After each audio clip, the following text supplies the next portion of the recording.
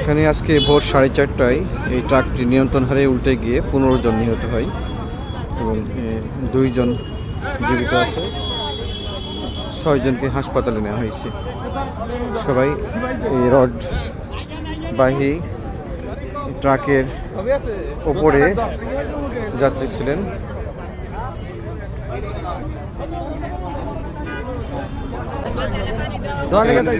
দুইজন জীবিত আছে, তার মধ্যে একজন। আমরা ফেনী ইস্টার লাইন থেকে আইতেছি, তখন আস্তে আস্তে ঢাকা পার চলে আসছি। আর কত দূর গেলে পরে সেতু ব্রিজ পার হলে আমরা তার মানে বাসায় যাব। বাসায় যায় ফ্রেশ হয়ে খাওয়া দাওয়া করে একজনে ঘুম দেবো। আমরা ছিলাম টোটাল 22 জন। 22 জনের মধ্যে 6 জন মেডিকেলে গেছে, আর আমি এনে আছি, আর বাদ বাকি মারা গেছে। আপনার পরিবারের খবর জানিয়েছেন?